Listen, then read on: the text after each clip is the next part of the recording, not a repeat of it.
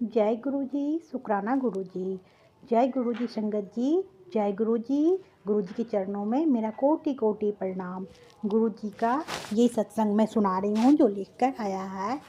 ये पुराने संगत जी का सत्संग है। संगत जी, गुरु जी बोलते हैं, संगत सत्संग सुनने वाले का भी कल्याण होता है और सत्संग सुनाने वाला का भी कल्याण होता है। इसलिए संगत जी सत्संग पूरा पूरा सुने, बीच में आधा ना छोड़े। अब अब मैं गुरु मंत्र से सत्संग शुरू कर रही हूँ संगत जी। ओम नमः शिवाय, शिव जी सदा सहाय। ओम नमः शिवाय, गुरु जी सदा सहाय। ये अमित गांधी जी का है सत्संग है संगत जी। मेरी पत्नी अंजलि ने सबसे पहले गुरु जी के बारे में सोशल मीडिया पर दोस्तों से सुना था। 2013 की शुरुआत में उसे पता चला कि उसके चचेरे भाई दिल्ली के किसी गुरु को जानते हैं। वह बहुत उत्सुक थी क्योंकि उसने गुरु जी के चमत्कारों के बारे में सुना था। मैं एक वरिष्ठ बैंकर था और मेरी मेरी पहली धारणा सकारात्मक नहीं थी क्योंकि टीवी और मीडिया ने बहुत से पंडितों और गुरुओं को धोखेबाज दिखाया था। इसके अलावा मैं बहुत अहंकारी था। जब मुझे भगवान की ज़रूरत होती तो मैं सोचता कि मंदिर जाऊंगा। मैंने मार्च 1979 से सितंबर 2013 के बीच भारत, यूके, यूएस और दक्षिण अफ्रीका के विभिन्न स्थानों पर एक अमेरिकी बैंक के लिए काम किया। सितंबर 2012 के अंत में मुझे एक वरिष्ठ पद के लिए दुबई जाना था। मैं अपने स्थानांतरण के बारे में इतना आश्वस्त था कि मैंने अपने परिवार को पहले दुबई भेज दिया। उम्मीद है कि मैं जल्द ही उनके साथ जुड़ जाऊंगा। मेरे स्थानांतरण के बारे में चर्चाएं जारी रही। हालांकि अतिरिक्त राजनीति के कारण दुबई में स्थानांतरण रुक गया और स्थान बदलकर इस तांबुल कर दिया। मेरा अहंकार नए स्थान को स्वीकार करने के रास्ते में आ गया। मैंने दिसंबर 2013 में स्वैच्छिक निवृत्ति पैकेज लिया और अपने परिवार के साथ रहने के लिए दुबई चला गया। परंतु नौकरी की तलाश करने के बजाय मैंने अपनी पत्नी से दिल्ली में छुट्टी मनाने का अनुरोध किया। हालांकि वह शुरू में इसके खिलाफ थी, लेकिन उसने मेरे दबाव के आगे घुटने टेक दिए। मैंने उसे आश्वस्त किया कि नौकरी पाना आसान है, मेरे पास बहुत अनुभव है, मेरा नेटवर्क भी अच्छा है। हालांकि अंजलि ने मुझे दिल्ली के बाहरी इलाके में गुरु जी के बड़े मंदिर में जाने का वादा लिया। मैंने अनिच्छा से सहमति जताई। दिल्ली में रहते हुए अंजलि के चचेरे भाई ने हमें रात के खाने पर आमंत्रित किया। रात के खाने पर हमें पता चला कि कैसे गुरु जी ने उनके ससुर श्री अशोक कुमार चावला को मल्टीपल माइलोमा से उबरने में मदद की थी। एक ऐसी बीमारी जिसमें अस्थि मज्जा में कैंसर कोशिकाएं जमा हो जाती है। मैंने आस्था के इस प्रमाण को सुना, लेकिन सुविधाजनक रूप से इसे अनदेखा कर दिया। मुझे लगता है कि यह गुरु जी का हमें दिया गया दूसरा संकेत था। पहला संकेत मेरी पत्नी के साथ हुई विभिन्न चर्चाओं से मिला था। मैं अपनी बेरोजगारी से परेशान था। मैंने भारत में कुछ ज्योतिषियों से संपर्क किया। एक ने मुझे श्री यंत्र दिए और कुछ मुझे खास दिनों पर दूध और भोजन दान करने का निर्देश दिया। हालांकि मैं जनवरी में दुबई में श्री यंत्र नहीं ले जा सका। कस्टम वालों को लगा कि मैं काला जादू करता हूँ। उन्होंने मेरे हनुमान और श्री महालक्ष्मी चालीसा के साथ यंत्र भी जब्त कर लिया। यह एक अशुभ शुरुआत थी। दुबई वापस आकर मैंने नौकरी के लिए आवेदन किया। एक पुराने संपर्क के माध्यम से मुझे भारत की शीर्ष 4 प्रौद्योगिक कंपनियों में से एक के साथ परामर्श का अवसर मिला। मैं इस प्रस्ताव के लिए बेंगलुरु गया। मैंने फिर दिल्ली से जाने के बारे में सोचा और मेरी पत्नी के साथ मसूरी में एक छोटी सी मुलाकात की योजना बनाई। हालांकि जब मैं बेंगलुरु में था तब मेरे पिता की सर्जरी के लिए दिल्ली में अस्पताल में भर्ती कराया गया था। उनके उनके उनको पित्ताशय को निकालने के 2 प्रयास किए गए, लेकिन सर्जरी सफल नहीं हुई। दिल्ली पहुंचने के अगले ही दिन सर्जरी सफल रही। मानो डॉक्टर मेरे दिल्ली आने का इंतजार कर रहे थे। मानो पीछे मुड़कर देखने पर मैं गुरुजी के आशीर्वाद का वाहक था। मसूरी की यात्रा रद्द कर दी गई। अपने माता पिता से इतने लंबे समय तक दूर रहने के बाद मुझे अब एहसास हुआ कि गुरुजी ने मुझे अपने पिता की देखभाल करने और माता पिता के साथ समय बिताने का अवसर दिए हैं। इस दौरान मैंने अपनी नौकरी की परवाह नहीं की। मैं अंजलि के मंदिर जाने के अनुरोध को अनदेखा करता रहा और कहा कि 25 साल तक काम करने के बाद मुझे एक बहुत ही ज़रूरी ब्रेक की ज़रूरत है। हम मार्च के अंत में दुबई लौट आए। एक संभावित किराएदार ने मेरे लिए नौकरी कैसे ढूंढी। मैंने फिर से नौकरी की तलाश शुरू कर दी।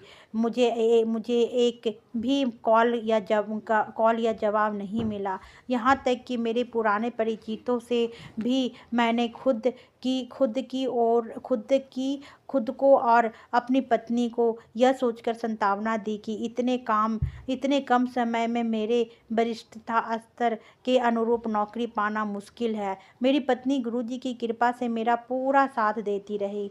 मैंने एक अन्य ज्योतिषियों की सलाह ली और अब दूध और भोजन दान करने और दैनिक प्रार्थना करने के उनके उपाय को लागू किया। अंततः मुझे ऐसा लगता है कि गुरुजी ने मामले को अपने हाथ में लेने का फैसला किया। हालांकि मैंने बार बार उनके मंदिर ना जाने की अपेक्षा की थी। अप्रैल 2014 में बिना यह महसूस किए कि कुछ नया या विशेष हो रहा है, हमारी भक्ति दिनचर्या में एक सूक्ष्म परिवर्तन हुआ। मेरी दैनिक प्रार्थनाएं पहले की तरह जारी रही, लेकिन बिना किसी बाहरी सुझाव के।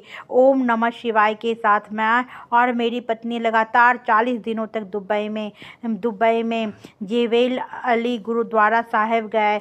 हम 20 मिनट से 1 घंटे तक रुकते थे और शब्द सुनते थे। ज्योतिषी सलाह के अनुसार हम गुरुद्वारे के लंगर और चाय बांटने के लिए ले जाते थे। इस बीच हमारी बेटी मुझसे नाराज़ थी। उसने अपनी उच्च शिक्षा पूरी करने के लिए यूके जाने का फैसला किया, पर दुबई में हम जिस घर में रह रहे थे वह उसमें नाम पर था, और जब वह मई 2014 के आसपास चली गई तो हमने दिल्ली जाने के बारे में सोचा। हमने हैंडओवर प्रक्रिया पर चर्चा करने के लिए एस्टेट एजेंट से संपर्क किया। किराएदारी अनुबंध अगस्त 2014 के मध्य में समाप्त होने वाला था। हम अनुबंध के अनुसार 2 महीने का नोटिस देना चाहते थे और 45 दिनों का किराया वापस चाहते थे। हमने सोचा कि यह हमें भारत में पूरे 1 साल के लिए पर्याप्त होगा। कम से कम जहाँ तक भोजन का सवाल है, एस्टेट एजेंट मददगार नहीं था और केवल आधे महीने का किराया वापस करना चाहता था। हमने अनुबंध समाप्त होने तक यहीं रहने का फैसला किया। मनुष्य इच्छा करता है और भगवान उसे समाप्त कर देते हैं। गुरुजी के पास हमारे लिए कुछ और ही योजना थी। हमने एस्टेट एजेंट को अपनी मंशा बताई थी, लेकिन संभावित किराएदार अपार्टमेंट में आते रहे। 10वां संभावित किराएदार 7 मई 2014 को हमसे मिलने आए।